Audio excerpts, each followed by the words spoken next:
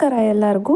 Simple with Sush ಅನ್ನೋ cooking ಚಾನಲ್ನ ನೀವು ನೋಡ್ತಾ ಇದ್ದರೆ ಇಷ್ಟಪಡಿ ಲೈಕ್ ಮಾಡಿ, ಶೇರ್ ಮಾಡಿ, ಸಬ್ಸ್ಕ್ರೈಬ್ ಮಾಡಿ. ಈಗ ನಾವು ಒಂದೊಳ್ಳೆ ಚೆನ್ನ ಮಸಾಲ 5 ನಿಮಿಷದಿಂದ 10 ನಿಮಿಷದೊಳಗಡೆ ಹೇಗೆ ಮಾಡ್ಬೋದಪ್ಪ ಕಡಲೆಕಾಳು ನೆನೆಸಿಟ್ರೆ ಅನ್ನೋದನ್ನು ನಿಮ್ಗೆ ಹೇಳ್ಕೊಡ್ತೀನಿ. ಫಸ್ಟು ನೆನೆಸಿದ ಕಡಲೆಕಾಳನ್ನ ನಾನು ಬೇಯಿಸೋಕೆ ಇಟ್ಕೊಂಡೆ. ಕುಕ್ಕರಲ್ಲಿ ಸ್ವಲ್ಪ ಉಪ್ಪು, ಅರಿಶಿನ ಪುಡಿ ಹಾಕಿಬಿಟ್ಟು ಅದ್ರ ಜೊತೆಗೆ ಬೇಯಿಸ್ಬಿಟ್ಟು, ಇವಾಗ ನಾನು ಟೊಮೊಟೊ ಹಣ್ಣು ಮತ್ತು ಈರುಳ್ಳಿ ಜೊತೆಗೆ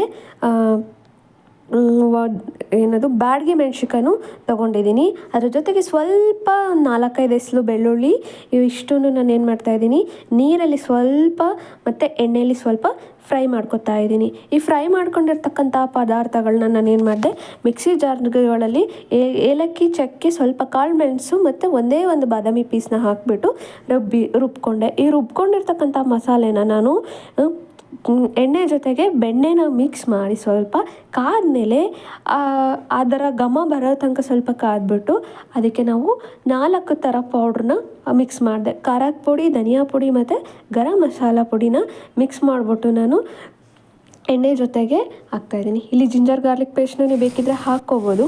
ಹಾಕ್ಕೊಂಡಾದ್ಮೇಲೆ ನೀವೇನು ಮಾಡಬೇಕು, ಸ್ವಲ್ಪ ಕೈ ಆಡಿಬಿಟ್ಟು ರುಬ್ಬಿರ್ತಕ್ಕಂತಹ ಮಸಾಲೆನ ನೀವೇನು ಮಾಡಬೇಕು, ಅದರೊಳಗಡೆ ಮತ್ತು ಎಣ್ಣೆ ಒಳಗಡೆ ಹಾಕಬೇಕು. ಇಷ್ಟೇ ಸಿಂಪಲ್ ಆಗಿರ್ತಕ್ಕಂಥ ಒಂದು ಎಣ್ಣೆ ವಿತ್ ಬೆಣ್ಣೆ ಜೊತೆ ಒಂದು ಸ್ಮಾಲ್ ಚೆನ್ನ ಮಸಾಲ ಜೊತೆ ಸ್ಮಾಲ್ ರೆಸಿಪಿನ ನಾನು ನಿಮ್ಮ ಜೊತೆ ಶೇರ್ ಮಾಡ್ತಾಯಿದ್ದೀನಿ. ಸೊ ಈಗೇನು ಮಾಡಿದೆ, ಬೇಯಿಸಿರ್ತಕ್ಕಂತಹ ನೀರು ಎಣ್ಣೆ ಚೆನ್ನಾಗಿ ಎಣ್ಣೆ ಒಳಗಡೆ ಮಸಾಲೆ ಪದಾರ್ಥಗಳನ್ನೆಲ್ಲ ಬಿಟ್ಕೊಂಡು